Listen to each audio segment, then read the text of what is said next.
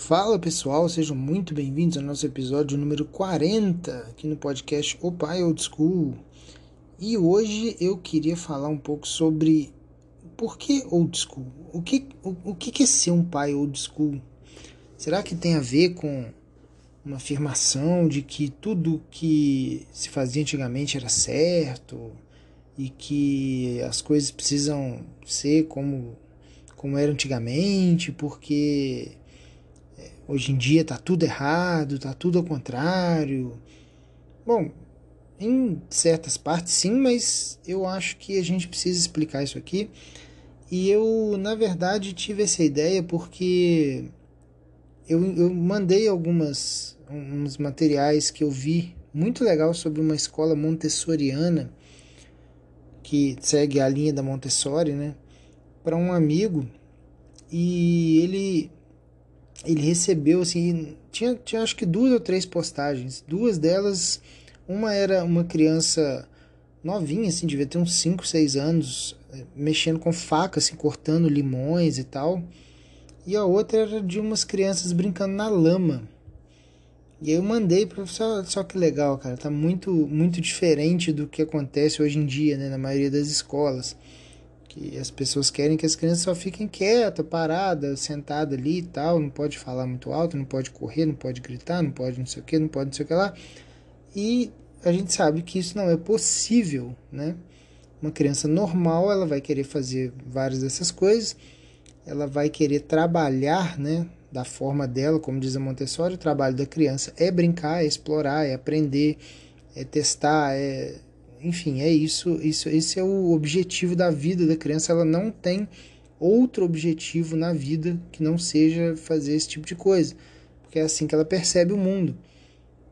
E é assim que ela adquire conhecimento, experiência, assim ela faz associações, assim ela vai aprendendo, né? Então, uma escola montessoriana que é bem guiada, é bem feita, é bem orientada, ela tem todas essas atividades que são dignas de uma criança normal, para que ela tenha todas as ferramentas para se desenvolver de uma forma saudável, natural, enfim. Por que eu estou citando Montessori aqui? Porque foi o que me deu o start para começar a entender algumas coisas, né?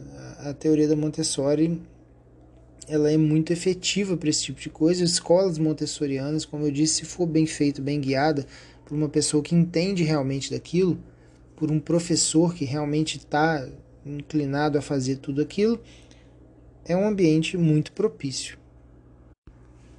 E o que eu achei mais engraçado foi a resposta desse amigo meu, que ele falou assim: ah, legal essas novidades aí, né? É uma coisa bacana, tomara que as outras escolas adotem isso, essas coisas novas aí. E eu pensei comigo assim, Montessori provavelmente tem coisas escritas há 100 anos atrás, não sei exatamente quando ela começou a escrever as obras e nem quando ela terminou, mas a grande parte de tudo que ela desenvolveu foi desenvolvido ao longo dos anos 40 e meio dos anos 30 até meio dos anos 40. Ela pegou ali pegou ali a Segunda Guerra, né? Ela inclusive foi perseguida pelo governo fascista, ela é italiana, do Mussolini. E assim, chamar isso de novidade é um negócio muito doido, né? E eu fiquei com isso na cabeça, assim, falei, caramba. E ao mesmo tempo, você vai pesquisar coisas de paternidade, e eu fiz isso porque quando eu descobri que eu ia ser pai, eu falei, caramba, eu vou ter que dar uma olhada nisso, né? Porque muito provavelmente existem pessoas muito boas que foram pais ao longo do tempo, e alguém deve ter escrito alguma coisa legal sobre isso. Alguém deve estar falando sobre isso, deve ter material sobre isso, deve ter um monte de coisa. Porque para mãe tem bastante coisa, né? Eu sempre não, né? Mas já acompanhava há muito tempo, por conta do marketing, o Ícaro de Carvalho. É um cara católico, né? Que é aberto à vida e tudo mais. E tem boa parte da linha editorial dele, apesar do marketing, né? Ele é um cara do marketing. Boa parte da linha editorial dele tem a ver com criação de filho. E aí quando eu vi aquilo, eu achava legal e tal, mas quando eu realmente fui ter filho, eu falei, preciso me aprofundar nisso. O Ícaro é um cara que tem um conhecimento legal sobre isso, a esposa dele também tem um conhecimento legal sobre isso, só que o perfil dela não é aberto, ela não produz conteúdo. Tem a Samia Marcilli, que também produz muito conteúdo, mas tudo isso é voltado muito para a mãe, né? A mãe, a mãe, a mãe. E coisas de mãe tem bastante. Então eu tive que dar uma chafurdada para achar coisas de pai. Só que as coisas de pai que eu achei foram terríveis. Foram muito ruins. Coisas do tipo, meu filho pode ser o que ele quiser. Eu aprendo muito com meu filho. Aqui a gente tem uma relação que não é hierárquica, é uma relação que a gente tem uma troca. Eu aprendo com ele, ele aprende comigo. É uma coisa muito. E eu olhava para aquilo e falei, cara, sei lá, tá esquisito isso daí. Depois eu acabei pesquisando algumas outras coisas e realmente, assim, não faz o menor sentido isso. Isso vai dar vários problemas lá na frente. Tem um monte de coisa que pode dar errado nisso aí. Você como pai, se você está aprendendo alguma coisa com seu filho, tem uma coisa muito errada. É claro que se você vai aprender com certeza como lidar com uma criança, por exemplo. Isso aí você vai aprender com seu filho. Mas não é ativamente o seu filho te ensinando coisas. É a vida acontecendo e você, que não era pai, agora virou pai, então você vai aprendendo com situações, né? Não é uma coisa dele, seu filho realmente vai te ensinar coisas, como esse pessoal dá a entender, né? Que tem que ficar fazendo. Não, aqui em casa a gente não tem hierarquia, a gente tem uma coisa. Então, eu acabei fazendo esse contraste, né? Falei, bom, tem algumas coisas muito interessantes que são muito antigas. A Montessori é um exemplo, mas eu poderia citar alguns autores dentro da tradição cristã, por exemplo, principalmente católica, né? Que é uma galera que está registrando coisas há muito tempo, né? 2000 anos tem registro disso aí. Então tem vários autores católicos, vários santos católicos, vários padres católicos que têm material muito bom sobre paternidade. E tem aquela coisa da paternidade estar sendo atacada todos os dias, né? Como o guardião da família, como líder, como a pessoa que vai ali derramar o sangue pela família, porque ele é a ponta de lança, ele é a pessoa que é responsável por puxar aquilo para frente. Ele tem o sacrifício correndo nas veias, né? Porque ele precisa ser o primeiro. E é engraçado como a gente vê isso em muitas coisas, em muitas obras, né? Até obras pop de Hollywood, a gente vê isso de forma meio que meio que implícita, assim, meio que jogada no final dos panos, assim, por baixo dos panos. Você pega Harry Potter, por exemplo, que é uma obra que não tem absolutamente nada a ver com paternidade em si, mas se você pegar a primeira cena de todas, né, agora eu não vou lembrar se é a primeira cena, não é a primeira cena descrita, mas é a cena onde origina toda a história, né, que é o Voldemort atacando, querendo matar o Harry por conta de uma profecia.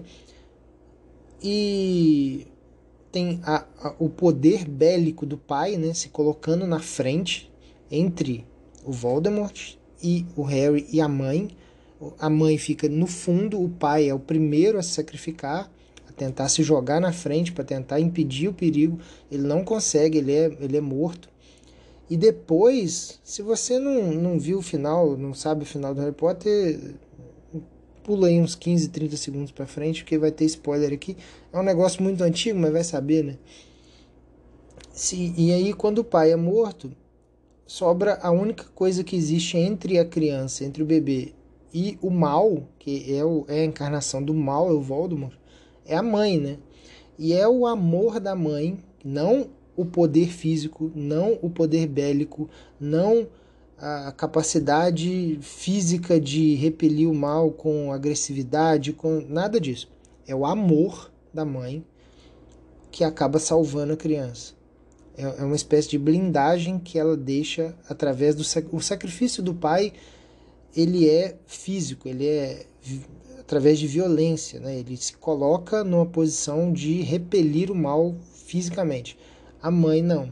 A mãe ela se sacrifica pelo amor, e é o amor dela que redime tudo que redime não, né? Que protege o filho, e é ele que faz com que uma maldição mortal, né, que é a Avada Kedavra, que ninguém jamais havia na história da humanidade sobrevivido a ela, é o sacrifício da mãe que faz com que ele sobreviva. Então, isso é uma verdade, né? Se você pega as situações reais do dia a dia, isso vai estar sempre acontecendo. Mas isso é negado diuturnamente. Então, o que acontece eu via que tinha coisas tradicionais muito bem descritas, muito bem colocadas, que faziam muito sentido para mim, e tinha essas coisas modernas, essas coisas desconstruídas, né, que estão fazendo agora. Inclusive eu tô querendo muito fazer um react, só que eu acho que isso vai dar merda. Eu tô segurando para não fazer porque eu acho que vai dar merda. Mas tem um vídeo de um canal oficial da Unicef. A Unicef é aquela entidade supranacional que serve... Eu não vou saber como é que é organizado o guarda-chuva da ONU, né? Mas é alguma coisa que tem a ver com a ONU, tem a ver com a Unesco, sei lá se é a mesma coisa, mas enfim. Essas entidades que foram criadas para que as pessoas consigam ser importunadas por tudo quanto é tipo de lixo que vem de fora do país, né?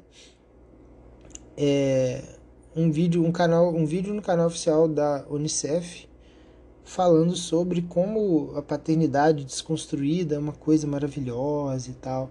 Aí é um cara meio uns papos meio estranho e tal. E você vai ver que na verdade toda essa galera tá tentando meio que ser mãe, né? A verdade é essa. Se for pegar, se você tirar o que a pessoa, né, tem no meio das pernas, se você coloca isso de lado, né, a coisa física em si, quando você vai ver a questão da função que estão querendo cumprir esses pais construídos e tal, é uma função de mãe. E aí acontece que o filho tem duas mães e tudo aquilo que o pai precisa prover, não só... Aí eu não estou falando nem financeiramente, tá? Eu estou falando de outras coisas. Eu já citei aqui, né? Liderança, proteção física, enfim, tem várias coisas. A masculinidade por si só, que precisa ser transmitida de um homem para o outro. Você não consegue aprender masculinidade com sua mãe. Precisa ser transmitida de um homem pro filho. Pode ser talvez um tio, alguém próximo, de repente uma pessoa que perdeu o pai muito nova, né? Ela precisa de uma referência paterna, não paterna, mas uma referência masculina, para que ela aprenda como ser homem com outro homem, porque não é possível que uma mulher ensine como um menino vai ser homem. Então, assim, tudo isso foi me levando a falar, cara, eu preciso... Alguém precisa falar disso, né? E não tinha ninguém falando. É por isso que o slogan desse perfil, né, do podcast, do meu Instagram... Aliás, se você ainda não me conhece lá no Instagram, @o.pai.oldschool. Tô literalmente meio sumido esses dias por conta de correria, mudança, muita coisa acontecendo. Mas em breve eu volto com os conteúdos. Geralmente domingo eu abro caixinha, porque não adianta abrir os outros dias, que a correria o pessoal às vezes não vê e às vezes não manda e tal. E eu tô abrindo mais no domingo, que eu sei que tem mais gente de bobeira ali no celular, de repente pode ter mais perguntas, mas se você tiver alguma pergunta, alguma coisa que você queira me falar, é só mandar uma mensagem, né, pela DM, e aí a gente conversa. Mas enfim, o slogan é um refúgio contra o mundo moderno. Por quê? Porque o mundo moderno tá cheio de coisa errada. É simples assim. E não é que eu acho isso legal, tá? Não tô aqui... não, vamos olhar para o passado porque é legal. Infelizmente, a gente precisa olhar para o passado. Infelizmente, tá tudo meio descolado mesmo da realidade. Tá tudo meio esquisito. Então, é claro que quando eu falo pai old school, muita gente deve imaginar que não, porque as gerações antigas é que eram certas. E aí você vai puxar da lembrança talvez um caso de um avô seu, ou até do seu próprio pai, que teve atitudes muito grosseiras com você, ou seu avô com seu pai, e causou traumas horríveis e teve, né, geralmente são pessoas, principalmente os nossos avós, né, e os pais dos nossos avós também, são pessoas sem muita instrução, assim. Eram pessoas muito rudes, muito rudimentares, muito toscas mesmo, em termos de instrução e tal. Então, tinha umas atrocidades que realmente aconteciam. Agora, não é disso que se trata ser old school, não é disso que se trata olhar para o passado, não é para as pessoas do passado, necessariamente. É sobre teorias, sobre coisas que a gente precisa revisitar para que a gente consiga cumprir o nosso papel. Infelizmente, isso está sendo assim. E é isso que esse nome representa. Não idealizar pessoas. Ah, porque antigamente se criava filho direito porque batia no filho. Ah, se criava filho direito porque o menino chegava falando alguma coisa, já tomava chinelada, surra de vara de marmelo, surra de antena de rádio. Isso é que era bacana porque é assim que educa. Pô, pelo amor de Deus, né? Não se trata disso. Mas existem algumas teorias, dentro da tradição cristã principalmente, que é um negócio muito antigo, dentro da Igreja Católica tem muita coisa legal, dentro da pedagogia tem muita coisa legal de antigamente, que aí eu cito a Montessori, mas você pega um cara igual o Jordan Peterson, por exemplo, ele cita muito Piaget, muito, nas lições dele, nas coisas que ele fala. Eu não conheço muita coisa do Piaget, mas um cara que é uma referência como o Jordan Peterson citar um cara desse, para mim, já tem como positivo. Assim. Então, eu não gosto da Montessori, tá? Pô, dá uma estudada no Piaget, talvez de repente tenha alguma coisa legal que você consiga aprender, porque tem um cara muito bom que está referenciando ele o tempo todo. Então, deve ter alguma coisa legal ali também. Então, essa é a distinção que eu queria fazer para a gente conseguir conversar no mesmo tom, assim, para a partir de agora vocês saberem, quando fala pai old school e tal, é exatamente disso que está se falando, sobre teorias muito antigas que funcionavam e que funcionam e que vão continuar funcionando, independente das crianças estarem, agora, eu ouço muito assim, né? Não, porque hoje em dia as crianças agora estão assim, bobo, é normal isso agora. É normal agora uma criança de 8 anos, 10 anos, sentar com os pais na mesa e ela nem olha para os pais, ela fica só no celular. Hoje eu fui buscar comida aqui do lado, tinha um menino com uma roupa de futsal, né? Provavelmente ele teve um jogo ou alguma coisa assim. O pai e a mãe na mesa e o menino sentado, o menino com a cabeça baixa mexendo no celular, jogando alguma coisa. Então, ou seja, os pais deviam estar saindo para comemorar talvez um jogo que o menino teve, talvez ganhou, talvez perdeu. E aí o momento que era para ser uma confraternização de família, para comemorar um momento, passar uma noite legal, jantar, comer alguma coisa, conversar, o menino tava cabeça baixa olhando o celular. Tem umas pessoas que olham para isso e falam assim, não, mas hoje em dia é assim mesmo, boba, fazer o quê, né? E tem algumas pessoas que vão olhar e falar assim, isso é um puta de um absurdo, não é assim que eu vou fazer. E aí eu vou olhar para o passado para ver como é que se faz. Esse é o ponto. Então, é isso que eu queria deixar claro aqui. Muito obrigado e até a próxima.